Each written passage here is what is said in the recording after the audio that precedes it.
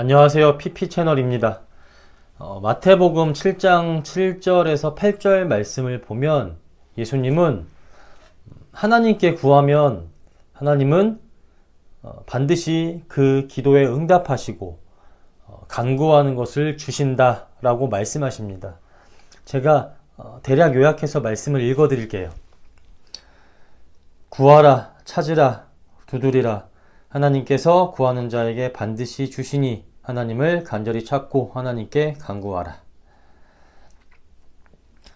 그리고 이 말씀 다음에 예수님은 하나님께서 간구하는 자의 기도에 응답하시는 이유에 대해 이렇게 말씀하십니다.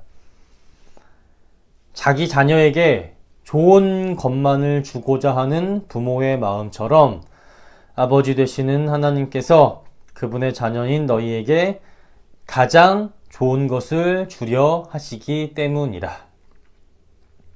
그리고 예수님은 계속 말씀하세요. 자기 자녀가 떡을 달라고 하는데 돌을 주는 부모가 어디 있느냐? 또 자녀가 생선을 달라고 하는데 뱀을 주는 부모가 어디 있느냐?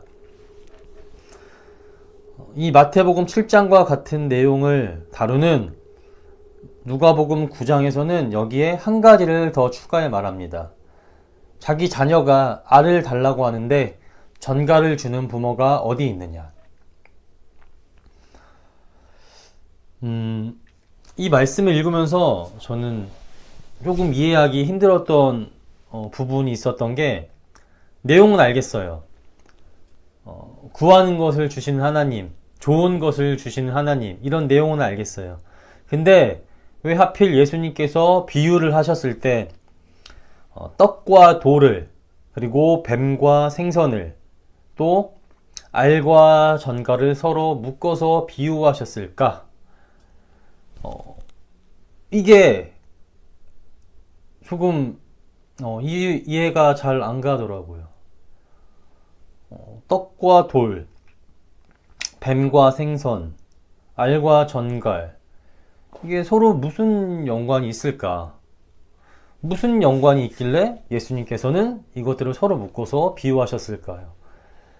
뭔가 연관성이 서로 있는 것 같기도 하고 또 아닌 것 같기도 하고, 알 것 같기도 한데 또 모르겠고, 알쏭달쏭 하더라고요. 아마 저와 이런 비슷한 생각을 하시는 분들이 있으리라 생각됩니다. 그래서 이번 영상에서는 이에 대해서 이것들이 무슨 연관이 있기에 예수님께서 이렇게 서로 묶어서 비유했는지를 살펴보겠습니다. 예수님께서는 왜 이렇게 비유하셨을까? 네, 왜 이렇게 비유했는지는 당시 유대인들의 생각과 또 생활 환경을 살펴보면요, 알 수 있습니다. 먼저 왜 떡과 돌을 서로 묶어서 비유했을까? 떡을 오랫동안 공기 중에 노출시켜서 보관하면 딱딱해지잖아요. 그럴 때 우리는 이를 보고 마치 돌과 같이 딱딱해졌다는 비유적인 표현을 씁니다. 마찬가지로 이스라엘 사람들의 주식인 빵도 공기 중에 오랫동안 노출되면, 그렇게 보관하면 딱딱해졌어요. 그래서 당시 사람들도 빵이 오래되면 딱딱해지는 것을 보고 우리와 같이 돌과 같이 딱딱해졌다고 표현했던 것 같습니다. 그래서 빵과 그리고 돌을 서로 묶어서 비유하신 것 같아요. 또 떡은 주식으로서 인간의 삶에 꼭 필요합니다. 하지만 돌은 그렇지 않아요. 나름의 쓸모는 있지만 그렇다고 해서 우리 인간의 삶에 없으면 안 되는 꼭 필수적인 요소라고까지는 볼 수 없습니다. 그렇기에 삶의 가치적으로 보자면 빵은 필수적인 것, 아주 좋은 것이 반면에 돌은 좋지 않은 것, 안 좋은 것, 이런 거예요. 즉 떡과 돌을 비유한 건 가장 좋은 것과 가장 안 좋은 것을 서로 묶어서 비유한 것입니다. 다음, 뱀과 생선을 묶어서 비유하신 이유는, 생선은 당시 시대에 매우 귀한 식재료였어요. 주로 로마 사람들의 식탁에 올라갔고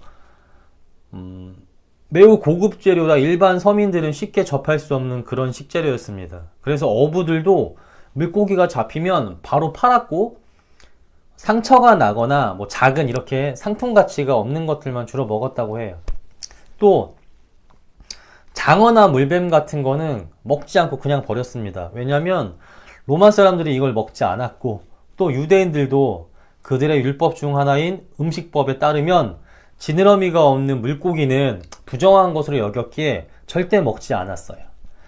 그렇기에 당시 사람들의 생각을 통해 가치적으로 보자면 생선은 가장 좋은 것, 반대로 뱀은 가장 가치가 없는 쓸모가 없는 것이었습니다.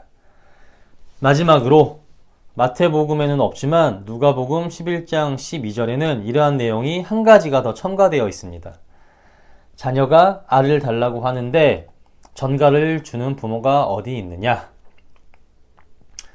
우리가 흔히 알이라는 말을 들으면 달걀, 계란이 떠오르겠지만 당시 이스라엘 이런 가정에서는요, 닭을 키울 수 있는 환경이 아니었어요. 그렇기 때문에 여기서 말하는 알은 달걀이 아니고 비둘기 알입니다. 당시 이 비둘기 알은 서민들에게 귀했던 식재료였어요. 우리나라도 옛날에는 계란을 매우 귀한 식재료로 여겼잖아요. 마찬가지로 옛 이스라엘 사람들은 이 비둘기 알을 굉장히 귀한 식재료로 여겼습니다. 그러면 왜 이 비둘기 알과 전과를 묶어서 표현을 하셨을까? 비유를 하셨을까? 예수님께서는 전갈은 사막 같은 곳에서 주로 서식하는데 이스라엘은 사막 기후로 된 지형이 많아서 전갈을 쉽게 볼 수 있었어요.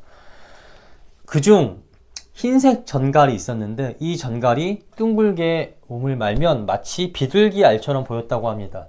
실제로 비둘기 알 사이에 몸을 말아서 숨어있는 전갈도 있었다고 해요. 그래서 이 비슷한 모양 때문에 비둘기 알과 전갈을 서로 비유한 것 같아요.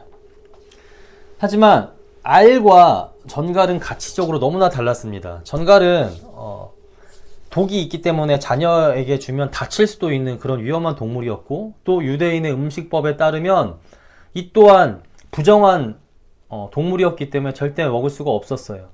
그렇기에 귀중한 식재료인 알과 둥글게 웅크린 전갈은 모양은 비슷하지만 그 가치는 하늘과 땅 차이였습니다.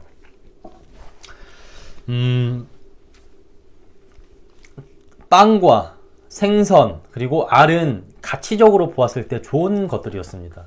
반대로 돌과 뱀과 전갈은 가치적으로 보았을 때는 나쁜 것들, 쓸모가 없는 것들이었어요. 그렇다면 예수님께서는 이러한 것들을 서로 묶어서 하신 비유를 통해 우리에게 무엇을 말씀하시고자 하셨던 것일까요? 네, 부모가 자기 자녀에게 하는 것처럼 하늘 아버지인 하나님께서도 자기 자녀에게 구하는 것을 가장 좋은 것을 주시는 분이라는 것을 알려주고 싶으셨던 것입니다. 자녀가 부모에게 무엇을 구할 때 제대로 된 부모라면요, 나쁜 것을 주지 않아요. 자녀에게 떡 대신 돌을, 생선 대신 뱀을, 알 대신 전갈을 주는 부모는 없습니다.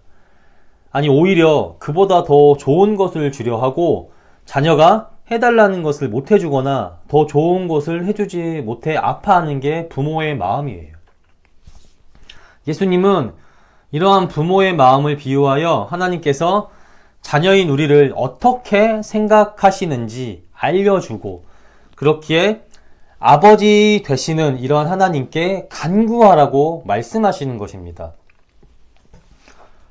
하나님은 우리의 하늘 아버지시죠. 우리는 그분의 자녀이고요. 확실하죠. 그런데 구하는 우리 자녀들에게 아버지 되시는 하나님께서 응답을 안 하실까요? 이상한 것을 주실까요? 천한 것을 주실까요? 쓸모없는 것을 주실까요? 아니요. 그러니 하늘 아버지께 구하십시오. 그러면 하나님께서 구하는 것을, 아니 그보다 훨씬 더 좋은 것을 우리에게, 구하는 자기 자녀들에게 주실 것입니다.